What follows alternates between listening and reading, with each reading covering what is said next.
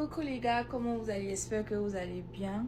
Aujourd'hui nous allons parler de la vie aux États-Unis. Les gars, tout le monde pense que vivre aux États-Unis ici c'est un rêve. Mais en réalité, au fait, ça demande beaucoup de courage, de sacrifice et de patience. Quand j'ai quitté mon pays et je suis venue ici, je me disais que tout allait être plus facile. Mais en réalité, ça demande beaucoup de sacrifices. Déjà, tout coûte cher.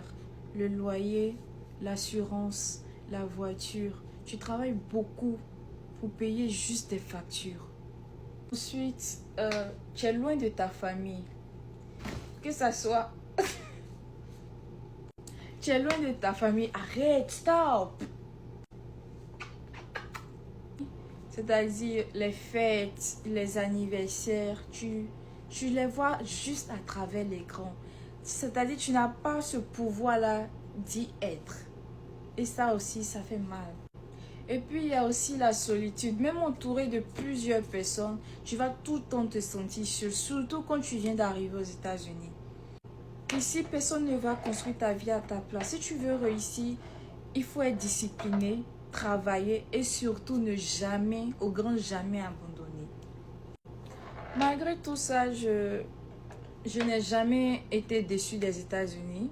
Je n'ai jamais été celle qui va dire que je veux rentrer. Au contraire, ça m'a rendue encore plus forte. Et ça a forgé mon mental.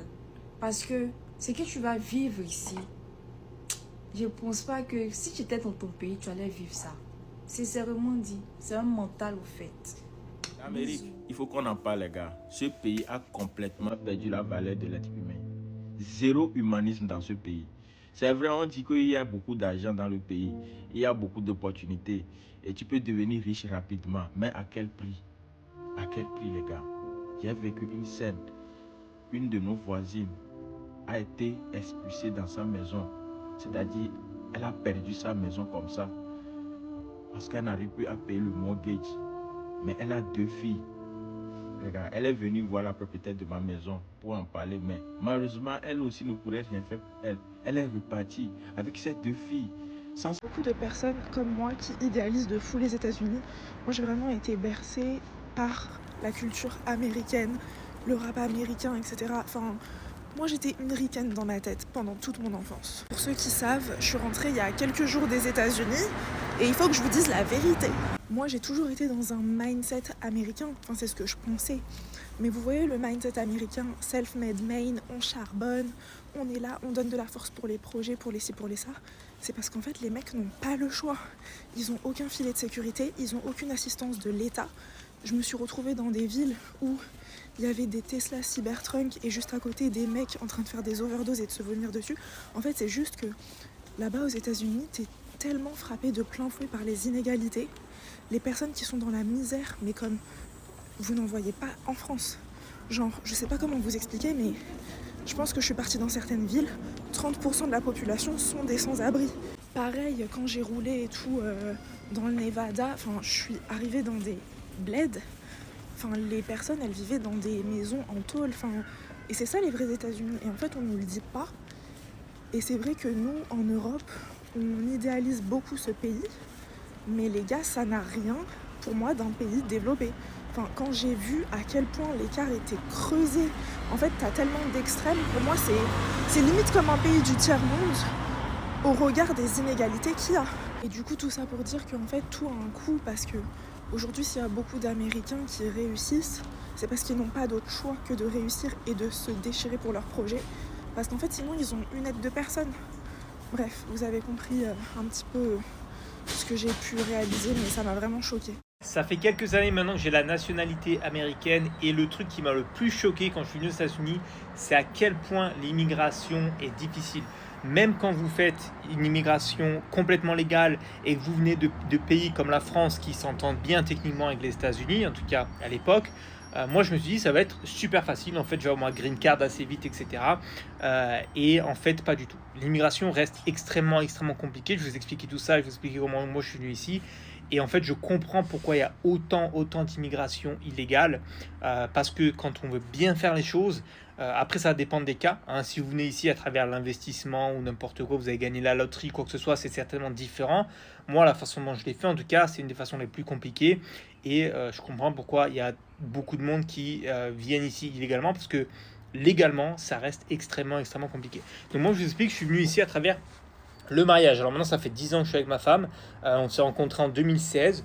Pendant 2 ans à peu près, on a fait des allers-retours. On passait entre 3 et 6 mois en France. Après, on venait aux États-Unis. Ensuite, on revenait en France, etc. avec les visas, tout ça. De 2018, on est revenu aux États-Unis. On a décidé de se marier et c'est là que mon process a commencé. Alors, les 2 choses déjà les plus difficiles, c'est qu'on ne le savait pas, mais il vous faut, et si vous le faites de cette façon-là, il vous faut un sponsor financier. Parce que l'État ne veut, enfin le pays ne veut vraiment pas que vous, en tant qu'immigrant, soyez une charge pour le pays et que au final vous demandiez des aides, etc. Donc il faut un sponsor financier. Sponsor financier, en tout cas nous à l'époque, il devait faire minimum 80 000 $ l'année, ce qui est un très bon salaire. C'est clairement pas négligeable. 80 000 $ l'année. Heureusement, le père de ma femme gagnait à l'époque 80 000 $ par an. Donc il a pu nous sponsoriser. Petit risque pour lui évidemment, parce que si moi je fais une connerie, je vais en prison, n'importe quoi, lui il prend également. Donc gros risque pour lui, il a été sympa, il nous a fait les papiers et on a pu être sponsorisé financièrement. Donc il n'y a pas que le mariage, hein. Il n'y a pas juste parce que ta femme ou ton mec est américain que tu peux venir facile. Ma femme, elle était étudiante, elle gagnait rien, elle travaillait le week-end, elle gagnait pas assez d'argent. Donc c'était galère, on est obligé d'avoir le sponsor financier déjà. Deuxième chose, normalement au bout de quelques mois, il vous donne un permis de travail. Mais le système est tellement mal fait et il est tellement en retard sur tous les dossiers que moi, ça a pris 1 an pour avoir ma green card. Et en même temps que j'ai eu ma green card, j'ai eu mon permis de travail. Ce qui, à ce moment-là, le permis de travail ne sert plus à rien parce que j'ai déjà la green card, donc j'ai le droit de travailler. Donc en fait, une fois que j'ai le droit de travailler, je peux gagner assez pour être sûr de ne pas demander de l'aide à l'État, etc. Mais ça a pris 1 an. Donc pendant 1 an, en fait, on ne fait rien, quoi. Pendant 1 an, ma femme est étudiante et moi, je suis à la maison, je fais rien. Obligé de vivre chez les beaux-parents pendant 1 an parce que moi je peux retravailler, ma femme elle est étudiante, elle gagne rien, donc extrêmement compliqué. Après il faut payer tous les dossiers c'est entre 500 et 700 balles à chaque fois que tu en fais un. Même nous on parle anglais, j'arrive dans une famille américaine, etc. Les dossiers, tu es en stress parce qu'ils demandent tellement d'informations, tu penses que tu vas faire des conneries tout le long. Donc si en plus tu viens dans le pays et que tu parles pas super bien anglais, je t'explique pas la galère et le stress.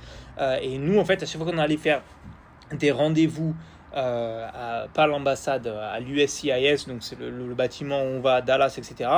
En fait, tous les immigrants, quasiment, ils avaient déjà des avocats et ils avaient également des traducteurs, des mecs qui venaient aux entretiens, etc., qui faisaient la traduction avec eux. Parce que, en fait, ils rendent les choses tellement difficiles et tellement compliquées que voilà, moi, je comprends et l'argent que ça demande également derrière. Moi, franchement, en venant de la France, je pensais vraiment que ça allait être avec ma femme, on pensait vraiment que ça allait être super simple.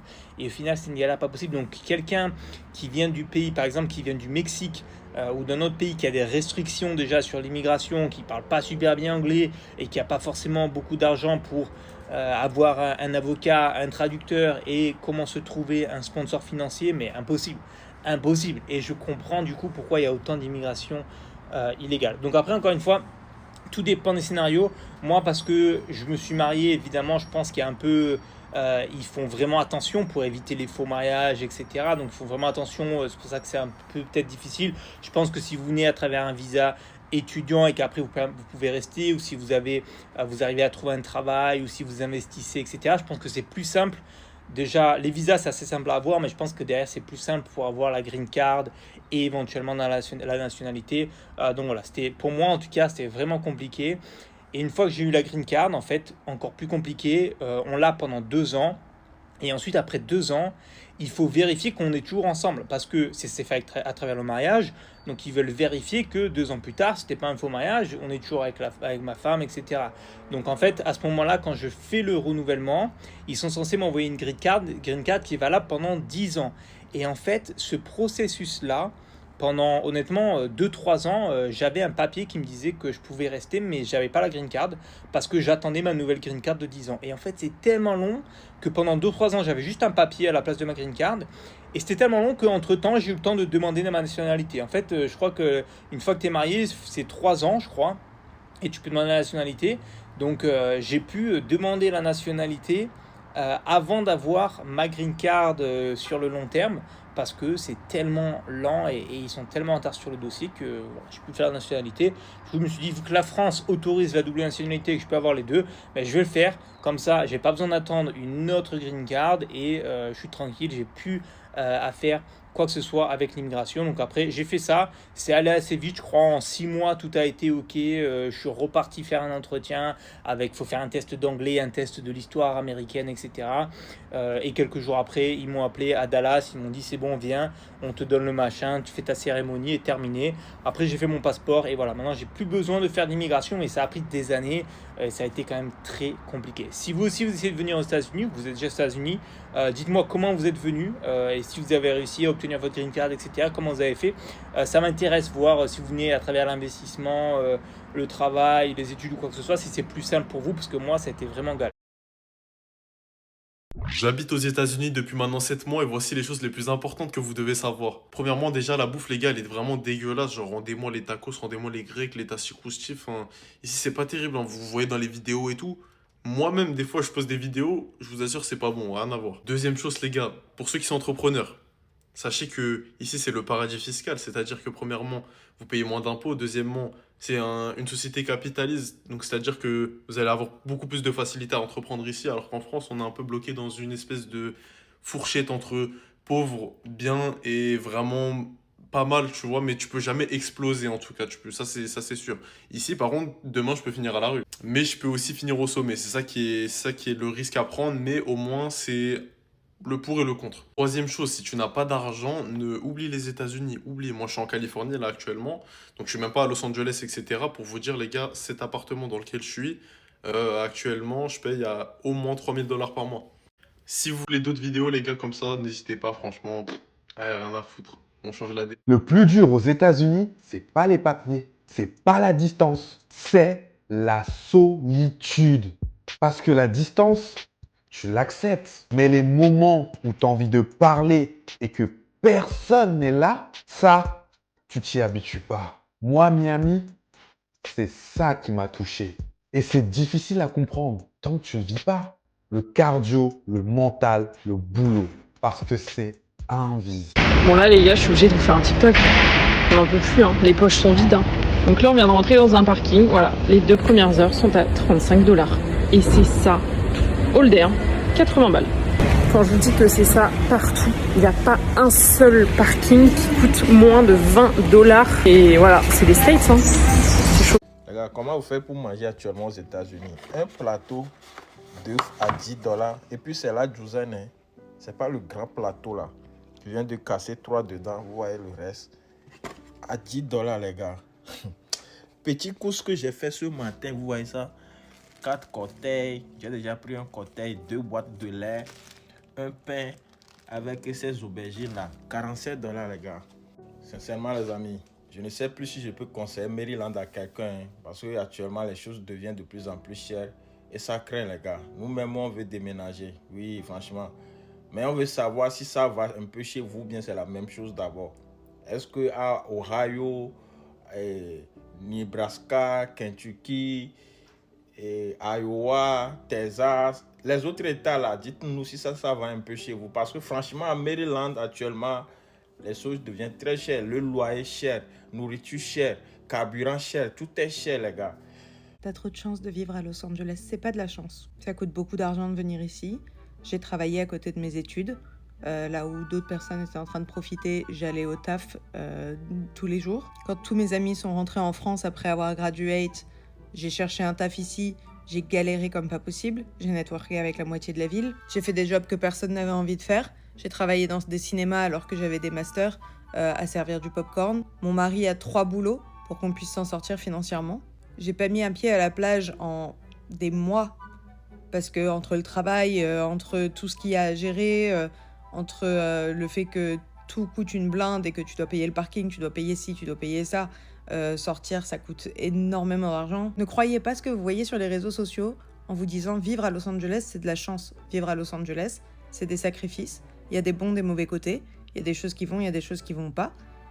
Mais aucune vie n'est parfaite, peu importe ce qu'on va vous faire. Honestly, at this point, I don't even want to get rich to even be rich and live luxurious. I literally want to get rich so I can get the fuck out this country. I cannot stand it here anymore.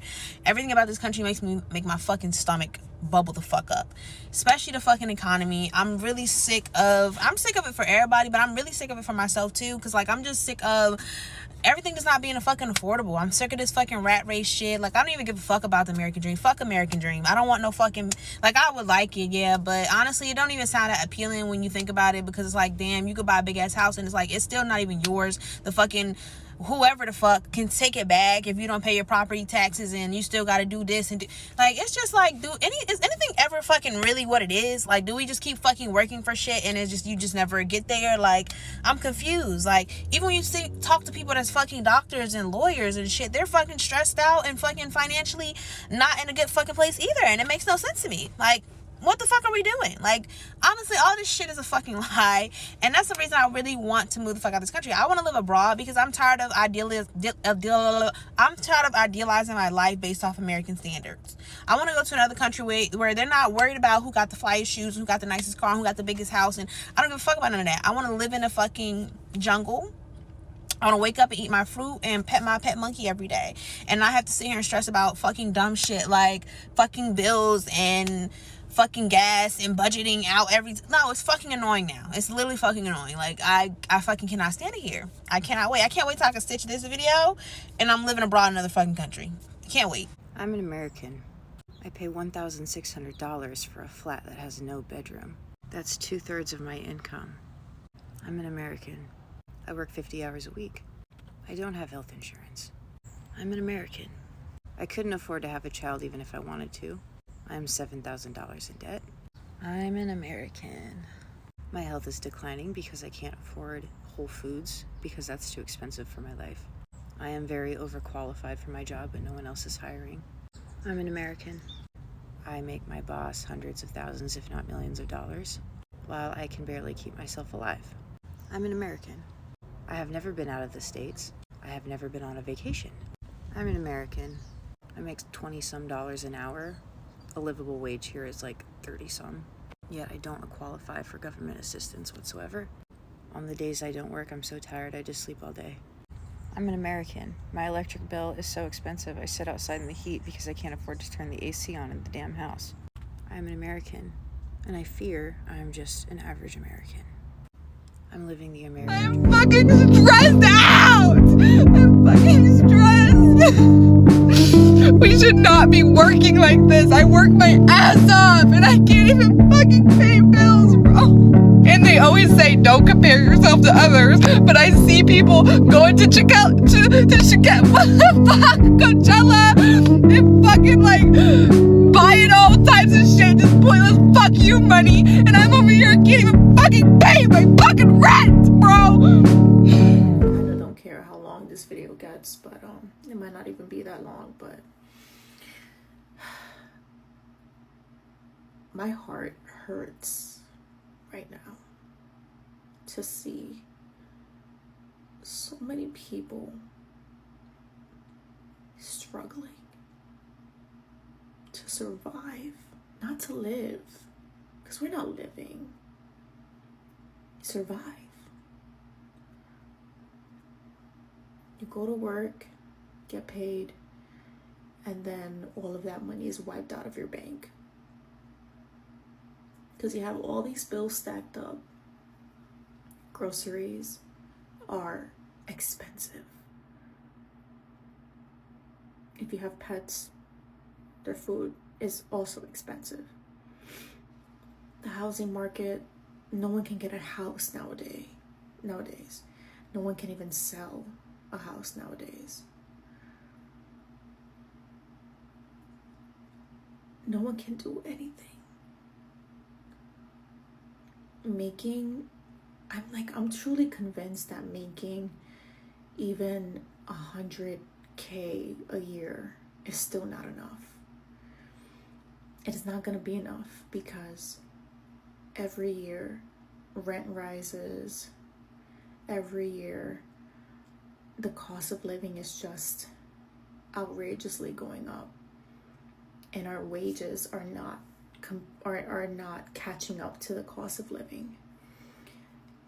And it's going to get to a point where the cost of living is going to be so up there, and our wages are going to be pretty much at the same place. How are we going to be able to even afford a studio? You can't. People can't even afford studios right now. And then we have people that are working 2 to 3 jobs just to make ends meet. My heart hurts, like legit hurts. I get on this app and I see a lot of people just venting to the camera and pouring out their heart, crying. And they're like, yo, I got $10 in my account. I just paid for groceries. That for just 10 items, it was already $80.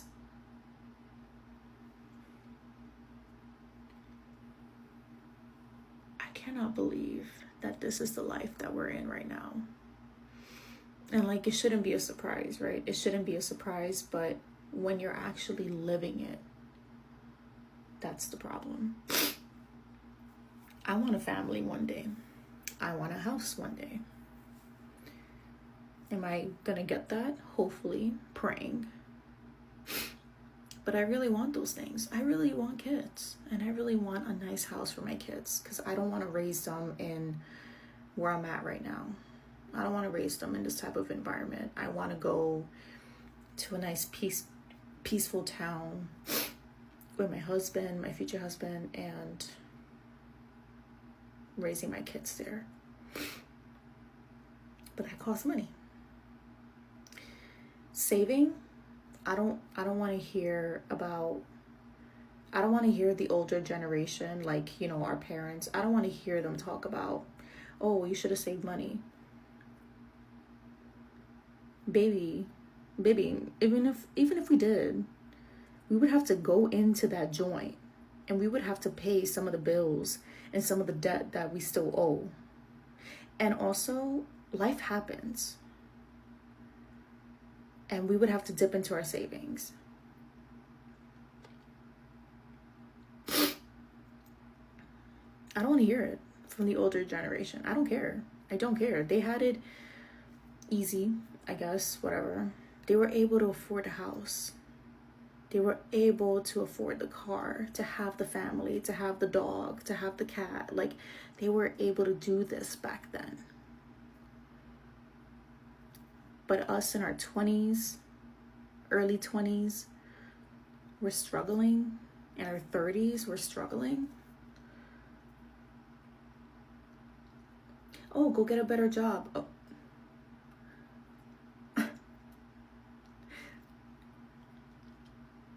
Where? And even if I try to apply, are they really going to accept me? Oh, you just have to work harder. My boss doesn't care about me. My coworkers don't care about me. So why do I need to work harder? Why? I'm trading my time for money. I'm trading my freedom for money. I don't need to work harder. As a female, I get tired easily than if it was like my boyfriend, right? Or a male who usually bounce back faster than a female, because we weren't designed. I don't think we were designed to live this grind, this hustle culture, like hustle until you burn out culture. I don't think we were created for that. I don't think so. I don't think our bodies as females, I don't think our bodies are meant to work like that.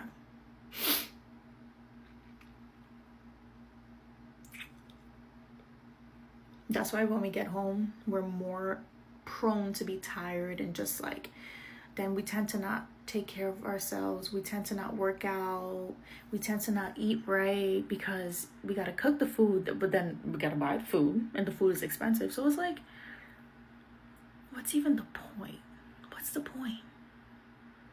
Barely getting paid. Our bosses suck. They're disrespectful. They're rude.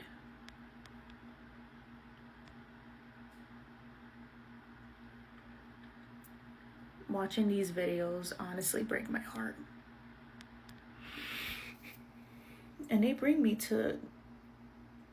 almost bring me to tears.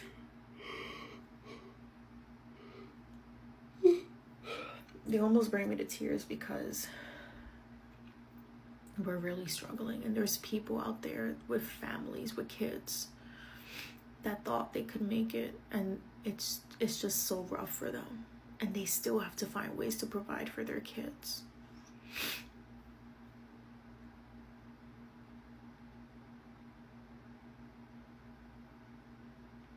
This ain't no American dream.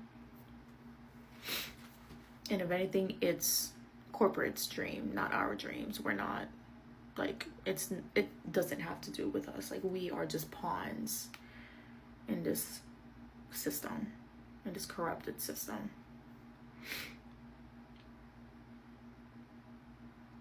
And I'm so sorry for those who have to struggle. Like, I obviously understand it too because I'm living in it. And I will be more so living in it in the future due to some personal things that are going on with my life right now that I have no choice but to experience even more of a struggle. My heart goes out to those who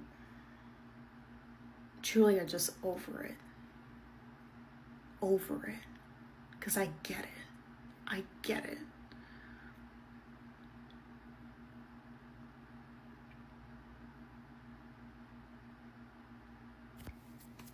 What are we gonna do?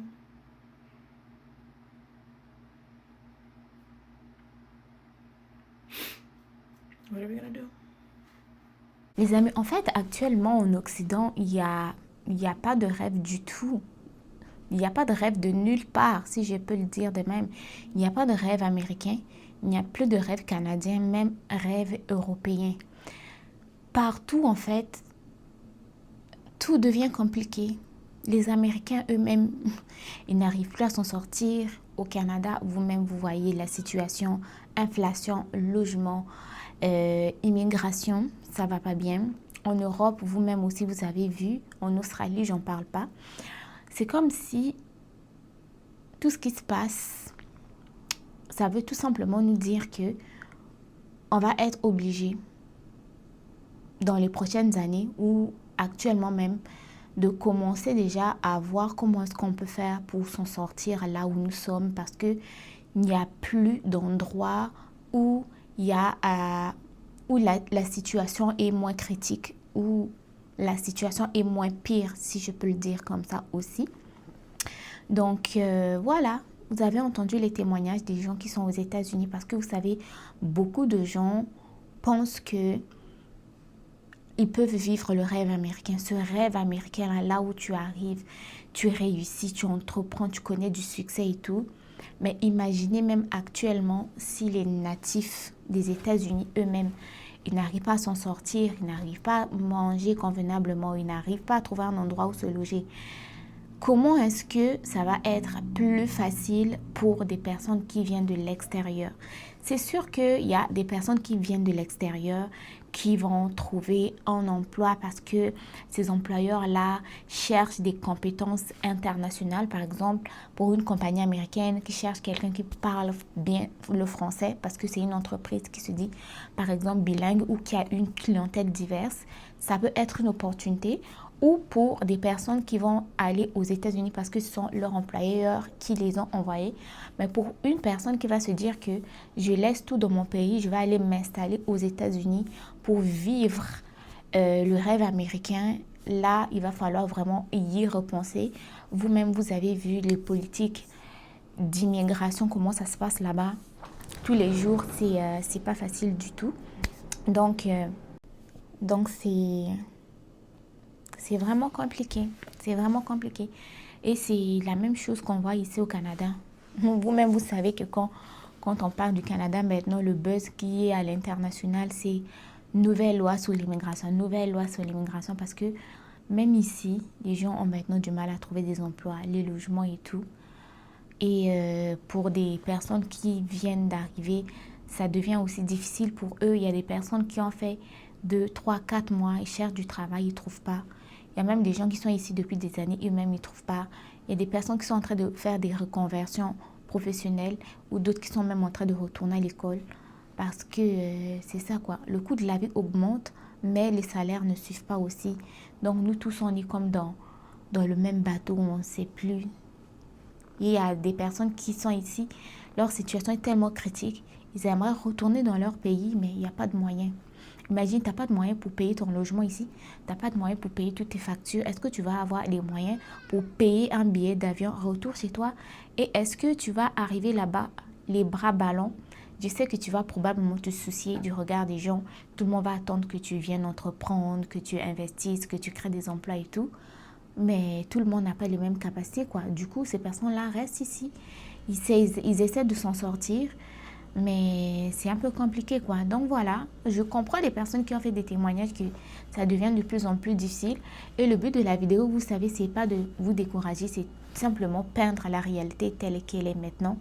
Et pour vous dire d'une façon indirecte que si vous voulez aller aux États-Unis, au Canada ou en Europe, vous allez devoir vraiment prendre vos dispositions comme il faut, préparer le terrain, vous renseigner, trouver un emploi au préalable même et surtout avoir suffisamment de fonds pour survivre le temps que vous puissiez trouver un emploi si vous arrivez à en trouver un, bien sûr. Donc merci d'avoir regardé la vidéo. N'oubliez pas de vous abonner, de partager et on se dit à très bientôt pour une nouvelle vidéo tout simplement. Bye bye.